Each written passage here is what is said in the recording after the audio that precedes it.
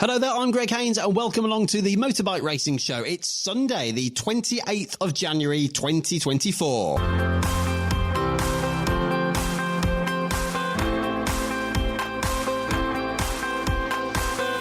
So a few days later than scheduled to take in all of the action from the test session that's just happened at Jerez in the south of Spain for the World Superbike Championship. Plenty coming up then on the show and another one coming up on Thursday, the 1st of February as well.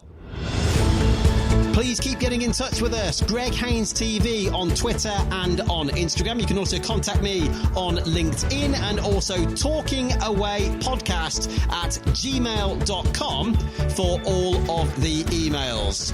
So a lot to get through with some BSB news, also World Superbikes with in-depth analysis. But first of all, let's get the latest news from the world of MotoGP.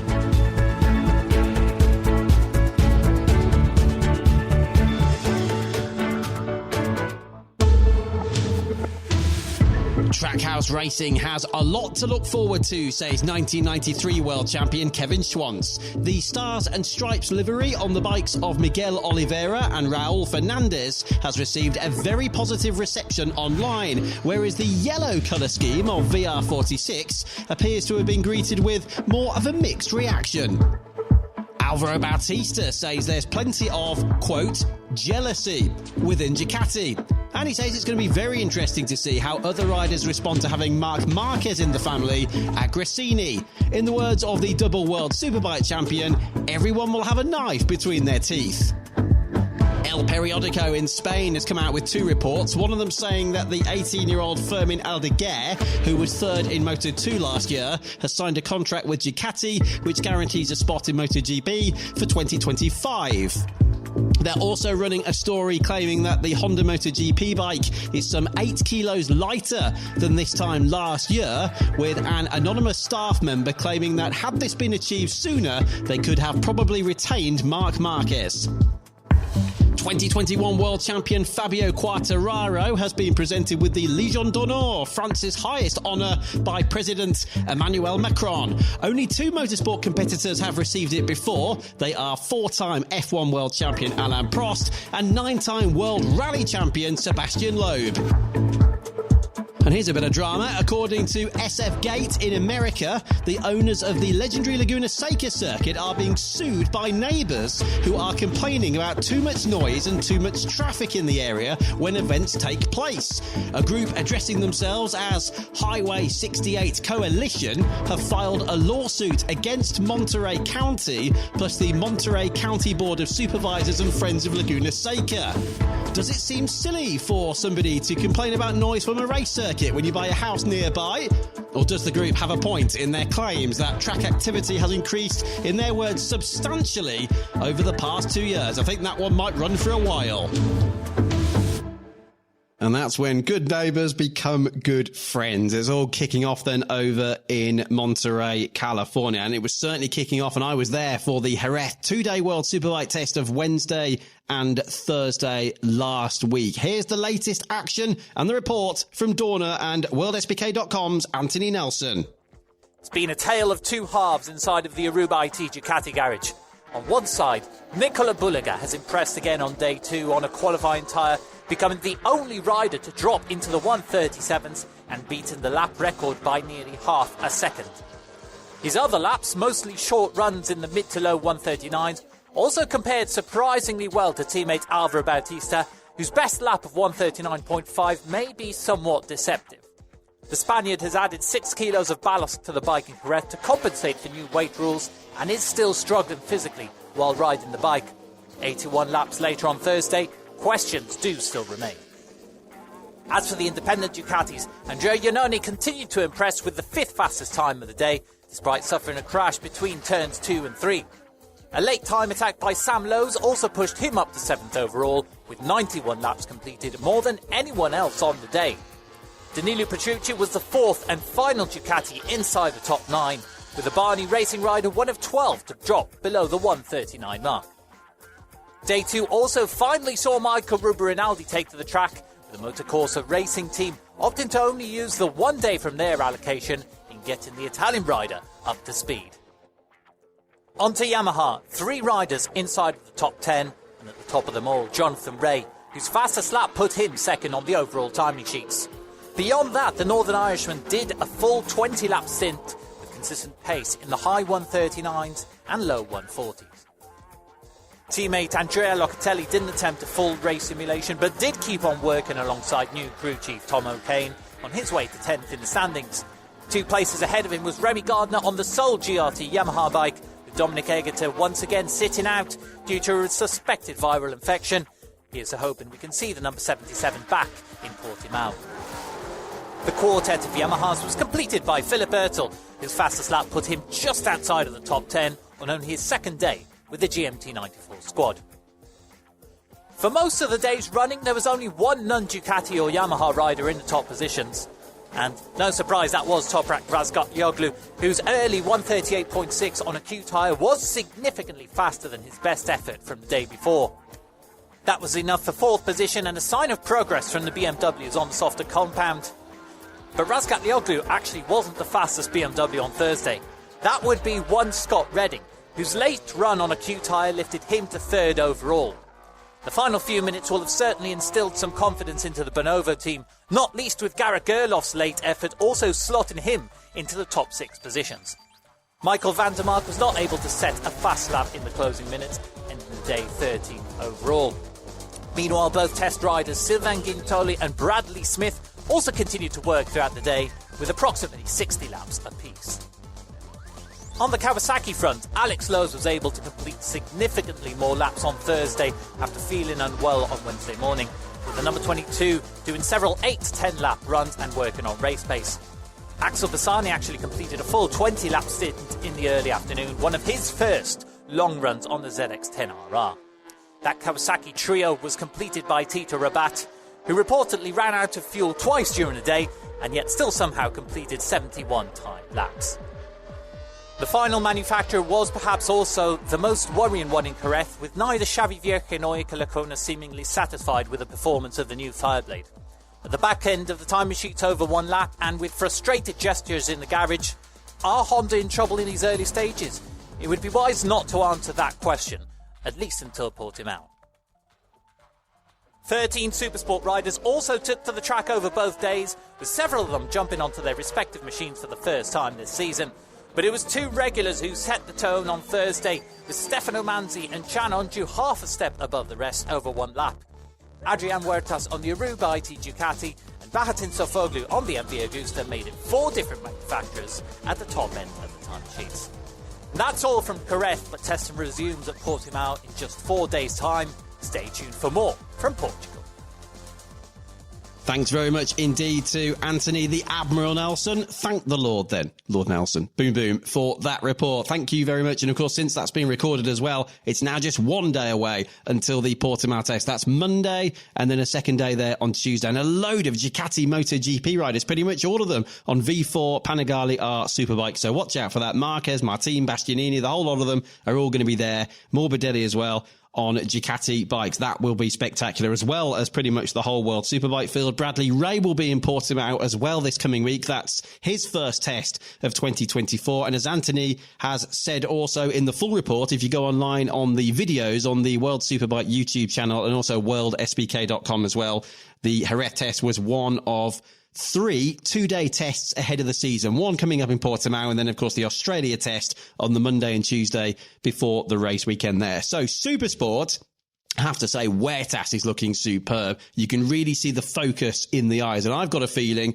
that guy is going to go on to become an absolute megastar. And I did ask him in the Eurosport interviews we were filming on Tuesday and Wednesday in Jerez, just for the future, do you think you could become a MotoGP world champion one day? And he looked at me in the eye and he said, yes. So if that ever happens, we'll obviously have to play that one back in. In terms of Superbikes, Bautista, I've got a feeling he's in real trouble. Now, we know, remember that feature we did on Eurosport last year, how focused he is and how methodical he is in his training. Well, he's only been training properly for the last 2 or 3 weeks. I had a feeling over the winter that he was in trouble because he had that big high side, if you remember, in testing in November, hitting one of those lethal damp patches that come up through the surface. And there's actually an underground stream as well, the Cat Creek, it's known, underneath the last corner and the last part of the lap there at Jerez. So there was water coming up, and quite a few riders have crashed on there, of course, over the last few weeks and months at the race weekend and then the tests. But Batista's really done in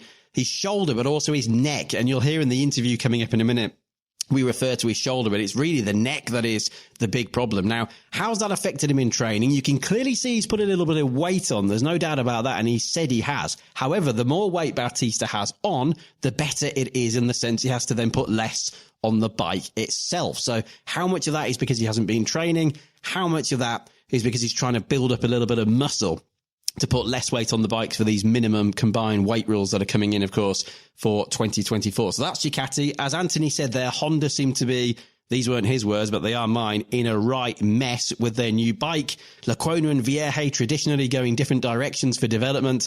And as Anthony also said, they did not look at all happy body language-wise. But let's see what happens in Portimao. Fingers crossed, touch wood for Vierge and Lecuona.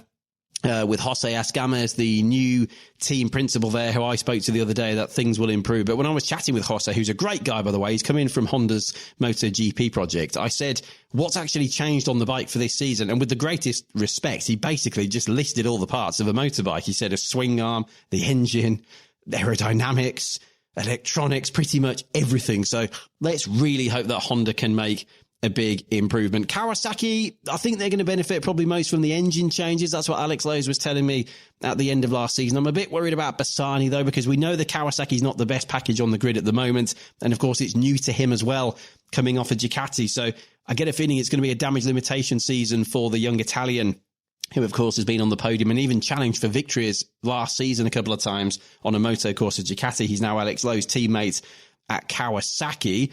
In terms of Yamaha, if you've looked online today, as I record this, Sunday, the 28th of January, 2024, you would have seen that for the first time. We've seen Jonathan Rea in Yamaha blue leathers and on a blue bike, because they've been running their testing livery in black over the pre-season so far. So that's all been done in a photo shoot in Spain.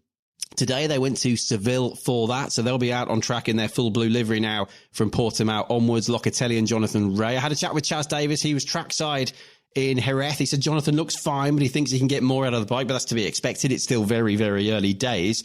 I'm really fascinated, actually, to see what Jonathan Rea can do. And remember, only James Toseland and prior to that, Troy Corser have won the World Superbike Championship before for two different manufacturers. That's something both Rea and Toprak are looking to do this season. And then BMW itself. One thing we didn't hear in the report there is that Toprak has revealed to us. I was standing in the pit lane with Kiko Giles from Dorna, who was doing all of the reporting for WorldSBK.com. And Toprak came out and joined us. He wasn't sitting down, and he said he's been trying different seats, but he was getting so much friction and abrasion off these different seats. He's actually got a really, really badly burnt backside. He said he had two big blisters. It was impossible to sit down. It was in massive discomfort. I've never known anything quite like that before. Toprak certainly said he's never suffered anything like that before. So he's just trying to suffer, of course, suffering with some of these ergonomic things that they need to get sorted. And again, it comes back to the fact that they weren't able to test as early as they wanted to at the end of last season. It's not just because of that, obviously. Testing is very limited, although BMW do have extra days. I've found out at Jerez in the last few days that most of the race riders in the World Superbike field, as I'm sure a lot of you will know, have only 10 days of testing between the end of one season and the end of the next. Well, for BMW and Honda, because of their poor results, they were last and bottom last, with Honda 5th and BMW 4th in last year's Manufacturers' Championship. Their riders are allowed 16 days of testing as opposed to 10, unless the brand then wins 2 races, and they will then go back to 10 days of testing again.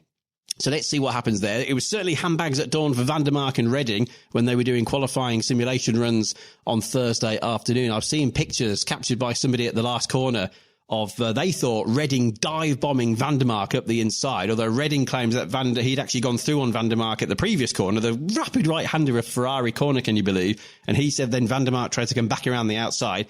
Either way, they were side by side. They were very nearly touching. Perhaps they were actually touching. And then if you look on the Greg Haynes TV Instagram and Twitter pages, I was lucky enough to be up at turn 1, just as the three of them, Toprak, Redding and Van der Mark, came up to the first corner. Redding ran wide, Van der Mark went through, and I'm pretty sure you can see Redding gesticulating with his left hand off the handlebar, if you look carefully at that video.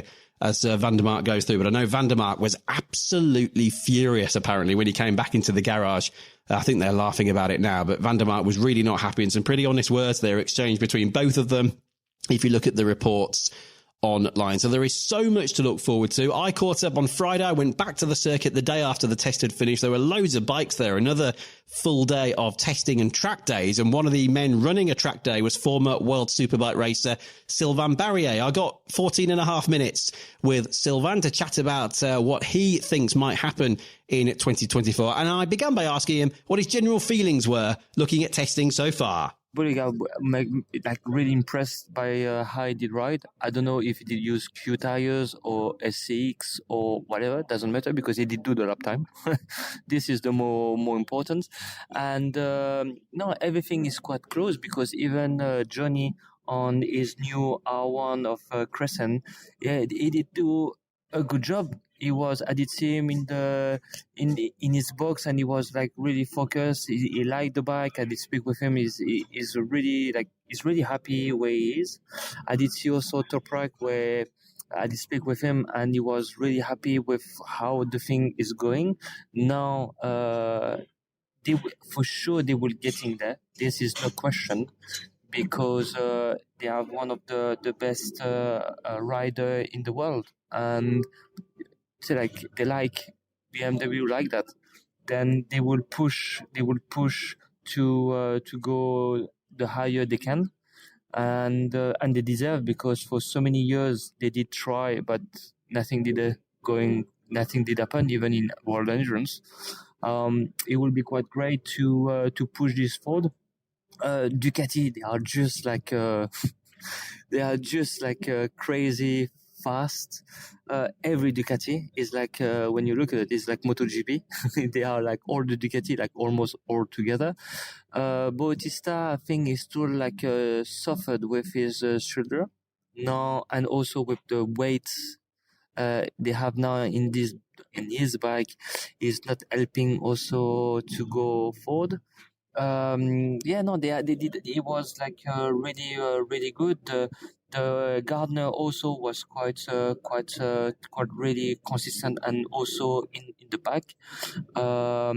Loves. I'm sure with his new crew chief, he will click, and this will go.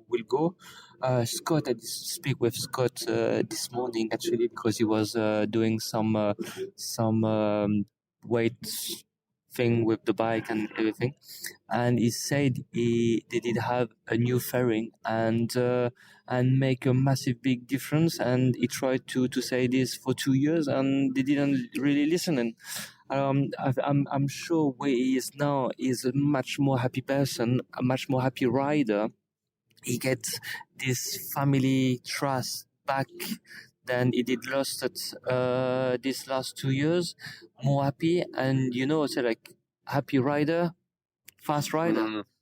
This will and I hope, because when you look, the social media is like crazy and everywhere, but in reality is a really, really, really nice guy, and is really passionate. He loved the bike, then motorbike racing, he loved it. Then when everything will click, he will be back in the podium much more frequently. Danilo, by building also his second year on the championship, we did see he did do a great first year. Now, for sure, he will have some more podium and see what it is. Now, Yayone, I don't know him personally. I didn't see much. I see the lap time. He did go fast. Now, he will be going fast, consistent. Now, after how many years? 3-4 years? 4 years didn't race. We need to see how his mental and how quickly he will get back again, because I'm sure he can be back in the podium, which is no question, but it's just how quickly we can get there. also Locatelli. I did speak with him. He did the funny thing. He said to me this morning when I see him at the breakfast, everything was good still the morning and the afternoon. Didn't have the same feeling of the morning. So like the front was pushing, cruising a little bit. He loved the new thing they did have in the bike, but he didn't put all together, what is a shame because in terms of riding, you love to finish the weekend 2 days testing at the peak. I'm sure he's still building, but he's much more happy person in the team. Everything is quite good. I'm quite. This year it would be like a really interesting season because everyone is quite close. Only Nicolo is quite over the moon. Yeah. I don't know what did it take, but when you go 37.8, yeah. When you say is how many 1 second from the MotoGP? I think he's 0.4 of a second underneath the Superbike lap record. Yeah, it's unbelievably fast. It's good. He put everyone quite in the higher peak. And apparently Sylvain as well. I was talking to Chaz Davis, who of course is the rider coach and multiple winner, as we know. He said, looking at Nicolo on the circuit, he's still not 100% what he could be because he knows what his style is and he can just see from what he's doing that he could go even quicker. Imagine you've been say 2 years on the 600. Well, it's not really a 600. It's like a 9 something. And actually, I think that's an important point because he has said himself the difference between the V2 Supersport Ducati and the V4 Superbike Ducati is nowhere near as different as it used to be when you came from Supersport to Superbike. No, for sure he would have some time. Now the only thing with him, he just need to don't burn his wings. Them to say because I know, and every rider, what I will be saying, know what I'm talking about. When you are completely new in the series and you finish at the top, you think the publicity of Red Bull. Say Red Bull gives wings. Yeah. It just need to be quite have the feet in the ground. But to be honest, when you see who is the best friend of how they are all together in Italy, I think I don't have any issue of to keep the feet in the in the ground. But Ducati, they are amazing company. They did achieve thing where not a lot of manufacturer did achieve, and it will go. I think that this year will go really well. Now, you know BMW very well, of course, because you won your 2 Stock 1000 titles with them in 2012 and 13. How serious are they taking this, do you think, with the test team, with Toprak? In a way, as they have said themselves, there's no excuses now. They've got to win, haven't they? Yeah. Sooner rather than later.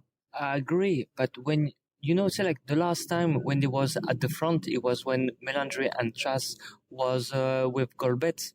Is already 9 years ago. 9 years ago. Yeah, it will take. Right, no, it's more, isn't it? It was 2012, 13, exactly, 11, 13. Yeah. 12 years ago, yeah. 12 years ago. Imagine to recover 12 years ago. It's impossible. They can have whatever they want, but the thing is right now is they can do whatever they want. They're one of the biggest manufacturer in the world. If they want to be world champion, they can, because I did see from my eyes in the past where they did come with Corsair and Zoogs in the beginning. And already in 1 year, they was doing some pole position. Okay, it was Corsair and it was crazy, but it doesn't matter what it was. They did it. Then the thing is, if they want, they can. We see. The weight limit thing, what do you make of it? Because you work with a lot of riders, don't you? You're a coach, you're here today. In fact, as we sit here on Friday evening, you're using one of the boxes that Toprak's team was using yesterday and the day before. So they've put weight on the bikes to, in theory, equalise everything. They do have this in Moto3 and Moto2 and Supersport and Supersport 300, even Formula 1 car racing. Not in MotoGP and not until this year in Superbike. Do you think it's fair? And you have to say Batista's being the worst affected by this, isn't he? Yes. Now, the thing is, there are some people said yes, it's good. Some other people will say, oh no, it's no good. For sure, if you are Bautista, you will say, oh no, it's no good. But when you say like Petrucci or Redding, they will say, yeah, this is good. The thing is, you just need to say like cut the apple in say like in half, and I think the weight is good. Maybe it's not enough. Maybe it's too much, but the weight is there. Now in terms of speed rev limit, yes, it's good, but no, it's no good because Ducati did develop a bike for it, but Yamaha didn't. In one way, when you look at it, yes, it's good because it leveled the thing, but no, it's no good because Ducati did invest a lot of money of developing the bike for it, and they cannot use it. Say like it's a really hard thing, and you already see it in MotoGP. You see it in Superbike. No, you don't say like initially 30 years ago when Superbike did start, it was a standard bike. When you was doing the Italian Championship, the French Championship, British Championship, Spanish Championship, it was a standard bike. This means standard frame, standard shimam, standard wheels, standard fork. Everything was standard. Yeah. Now in our days, you don't have anything standard. Just the look, but who cares about the look? That's a noisy machine. Should we walk over there? We're walking across the pit lane because somebody's on the track cleaning it up, I think. We're walking down towards the last corner now, by the way, everybody. We've seen this before, haven't we, where the manufacturers start producing a certain number of road models. We call them homologation specials, don't we? But then the cost goes through the roof, doesn't it?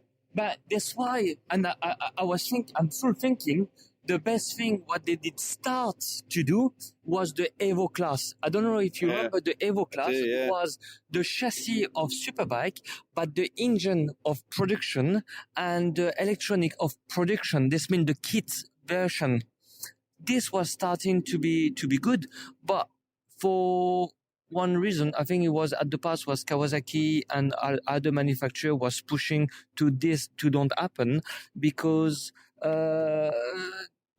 it was not working. But the thing is, at the minutes, the Manetti Manari on the World Superbike, we can say you have, like 250 channel in the system to do, in MotoGP is the same system. They have only like, like 60 or 100 or whatever.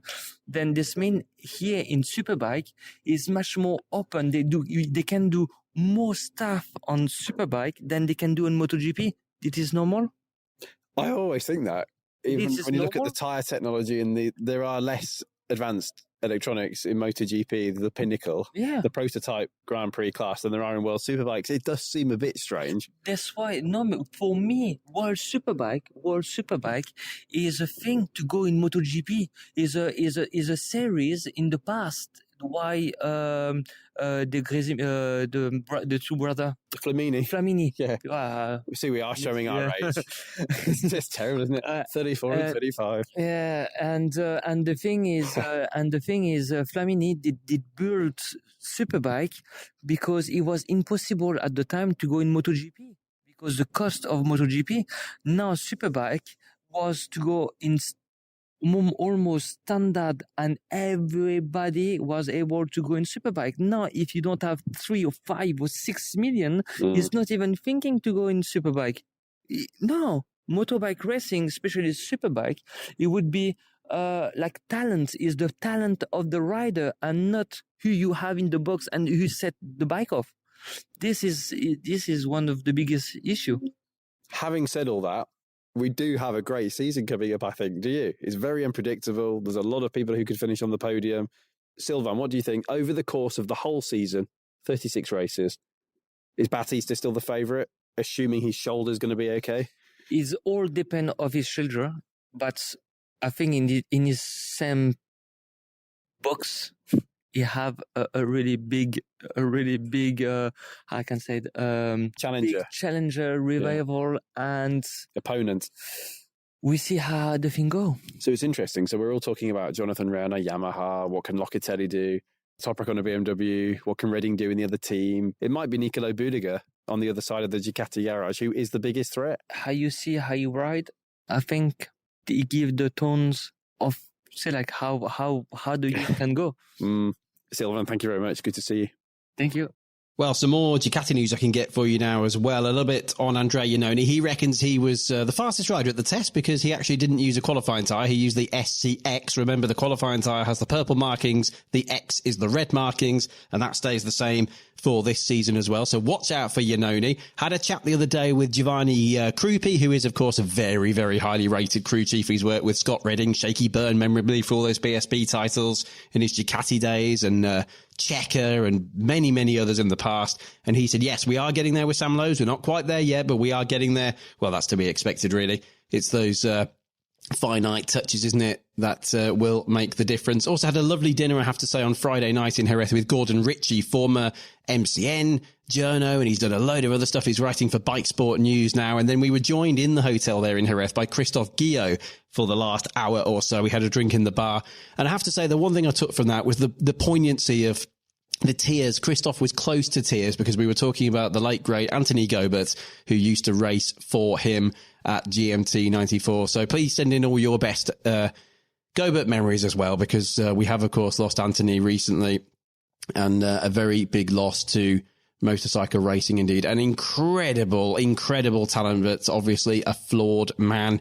And what a tragic end for Anthony Gobert, who we lost recently at the age of 48. In terms of regulation changes, one more that may have escaped you online in recent weeks is the fact that now World Super Sport 300 and the new Women's World Championship will have their grids for their second races on the Sundays decided not by qualifying as it was before, but by their fastest laps in race one. So it's a BSB-esque regulation there. So top 9 fastest laps of race one decide the grid for race 2, and the rest of them line up according to their qualifying times. That is just Super Sport 300 and the Women's World Championship. Of course, for Superbikes, that stays the same. That's the top 9 finishers in their finishing positions from the sprint race.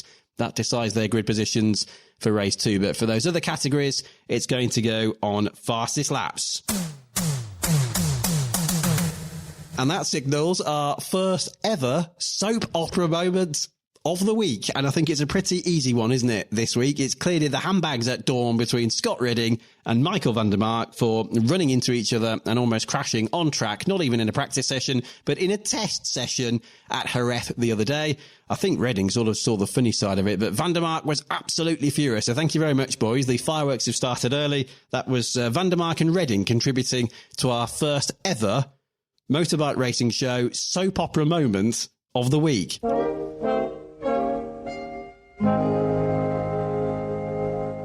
Just looking at some of the stats for the Motorbike Racing Show, and I'm absolutely delighted to say, I'm quite surprised to say that we're already being listened to in up to 46 countries, including Cyprus, Taiwan, Dominican Republic, Kenya, Nepal, Mexico, Russia, Slovakia, Ukraine, South Africa. There's so many in there, but our top 10 at the moment are France in 10th position and moving up that top 10. New Zealand, number 9. Australia, Indonesia, Netherlands, Poland are inside the top 5, as are Ireland. And then moving into the top 3, we have the United States. Spain is second, and the UK are leading the way at the moment. And just before we go, let's get all of the latest news from British Superbikes and around the UK in general.